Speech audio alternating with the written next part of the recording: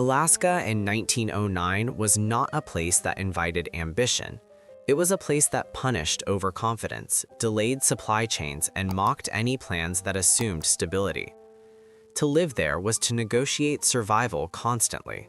Frozen rivers, relentless snow, permafrost that swallowed foundations, mosquitoes that drove men mad in the fleeting summer, and storms that could obliterate entire settlements in a single night. It was not, by any measure, a place to build a lasting legacy. Yet, in this forbidding landscape, some people decided to do exactly that. They built structures that defied the apparent logic of frontier survival. While most settlers focused on expedience, temporary shacks, hastily erected trading posts, log cabins meant to last a season, others took on projects that suggested permanence, projects that, on paper, should have been impossible. The practical mindset of most Alaskan architecture at the time was shaped by extreme necessity. Wood dominated because it could be harvested locally, worked with hand tools, repaired when it failed, and replaced when needed.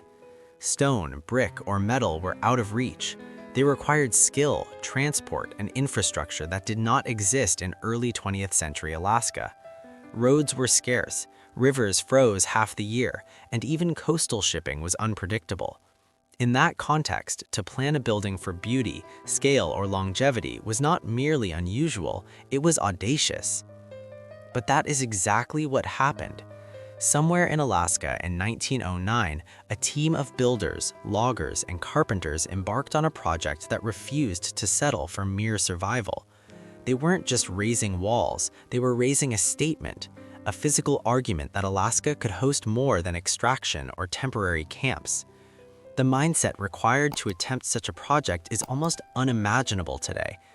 Every day brought the threat of frost, rain, or logistical collapse. Every mistake could mean a season wasted or a structure ruined.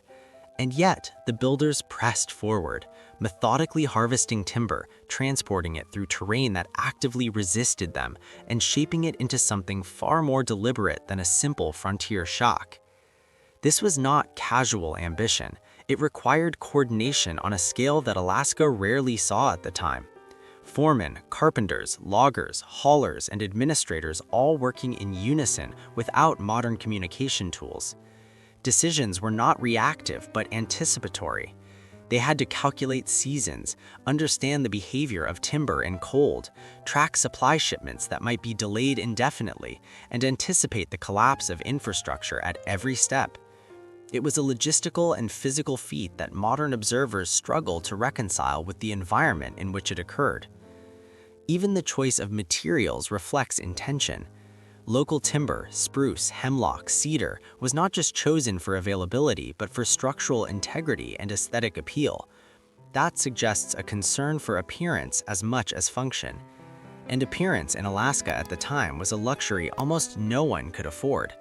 Most structures were utilitarian, expecting failure and impermanence. But these builders did not plan for impermanence. They planned for recognition. They planned for endurance. The audacity of their undertaking raises questions about the people involved. Who were these men, and why were they there? Alaska did not attract skilled labor casually. The workforce needed for a project of this scale likely numbered in the hundreds, counting everyone from loggers to sawyers to assembly crews. Feeding, housing, organizing, and paying them in such a remote location was itself an operation of immense complexity. Every log transported, every beam lifted, was a triumph over environment, distance, and climate. And then there is time. Alaska in 1909 did not afford builders the luxury of long construction seasons. Projects were dictated by months when temperatures allowed manual labor without freezing extremities or shattering materials. The slightest miscalculation could push construction into winter, a season where progress slowed to near zero. Yet somehow, buildings emerged. They emerged not roughly or hastily, but with precision, purpose, and scale that seemed entirely incongruous with their surroundings. This was the context into which Alaska's ambitious builders stepped, a land that demanded caution and rewarded nothing except survival, yet saw the emergence of structures that suggested confidence, permanence, and planning.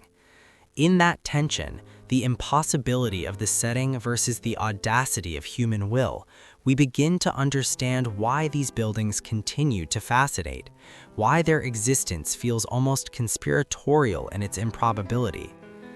The forestry building of 1909 didn't just rise out of Alaska's landscape, it fought every inch of the way. Every beam, every joint, every plank was a negotiation with an environment designed to reject permanence. Consider the timeline. Construction had to happen during a brutally short season. Spring thaw meant mud, flooding, and unstable terrain. Summer brought long days, but also swarms of mosquitoes and the ever-present risk of sudden storms. By early autumn, frost would arrive, halting almost all manual labor. Every single task had to be coordinated to fit within that narrow window. Miss a week and you might miss the entire year. Then there's the timber. This was not small-scale lumber harvested for a cabin. The forestry building demanded large, straight, high-quality logs selected for strength, durability, and appearance. Felled by hand with axes and cross-cut saws, these trees had to be limbed, cut to length, and prepared for assembly, all without modern sawmills or mechanized transport. Moving them from forest to site was another monumental task. Sleds over ice, rafts down rivers, primitive rails, or horse-drawn transport, all methods vulnerable to weather, ice, and accidents. One misstep could destroy a month of work. And the assembly was not rudimentary. The structure was designed to be impressive, precise, and enduring. Walls had to be plumb, joinery exact, roofs able to withstand heavy snow loads. In a region where wood contracts and expands unpredictably in cold, moisture, and freeze-thaw cycles, this was far from trivial. Modern engineers would admire the understanding of material. Labor itself was a challenge. Hundreds of men, likely working in shifts, had to be fed, housed, and coordinated. Camps had to be established near the site with food, fuel, and shelter for the workforce. Tools had to be maintained, sharpened, and replaced in a place where supply lines were unreliable. Injuries were inevitable. Illness was a constant threat. Yet the building progressed. The speed, scale, and coordination required for this project are difficult to overstate. Even today, without Alaska's logistical nightmares, a comparable timber structure would be considered a serious undertaking. The choice to build with wood at scale is another layer of audacity. Wood was the only practical material, yes, but few builders dared to attempt anything beyond basic cabins or warehouses. The forestry building was meant to impress, to showcase Alaska's timber wealth. That meant precision milling, finishing, and a level of aesthetic consideration far beyond functional necessity. It was a public statement. Alaska was not just a resource to be exploited. It was a place that could be organized, managed, and understood. And yet, this was all happening without modern technology. No hydraulic lifts, no chainsaws, no GPS-guided logistics. Decisions were made with experience, intuition, and foresight. Workers had to anticipate problems before they occurred, plan for contingencies, and execute flawlessly. The project demanded mental toughness as much as physical strength. Mistakes weren't minor, they were catastrophic. A miscut log, a delayed delivery, a sudden storm could undo months of work. And still, the building stood. Even today, when we try to replicate these feats with modern tools, we recognize the skill involved. The timber had to be harvested and transported precisely. Joinery had to be exact. Roofs had to handle massive snow loads. Foundations had to resist permafrost and thaw cycles. Coordinating all of this with hundreds of people in one of the harshest climates on Earth is staggering. It borders on the impossible, yet it happened. And that is what makes the forestry building so remarkable. Its existence is not just about a single structure, it is evidence of an almost lost mastery of logistics, environmental awareness, and human organization. The builders did not simply react to their surroundings, they anticipated them. They worked within the constraints of the land, the weather, and the season to create something that was never guaranteed to succeed, and yet succeeded anyway. When you look at the forestry building of 1909, it is impossible not to feel a sense of disbelief. Not because it is visually striking, though it is, but because it exists at all. In an Alaska defined by impermanence, short construction seasons, and logistical nightmares, this building represents something rare: confidence, intentionality, planning for the long term in a place where long-term thinking was often punished by climate and isolation.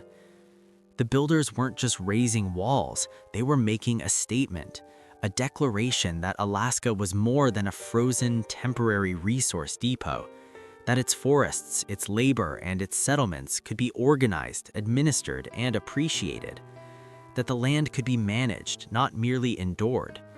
In other words, this building was an argument in wood and nails, asserting Alaska's worth to those who had never seen it and to those who had long written it off as impractical. What makes the story stranger is how quietly it happened.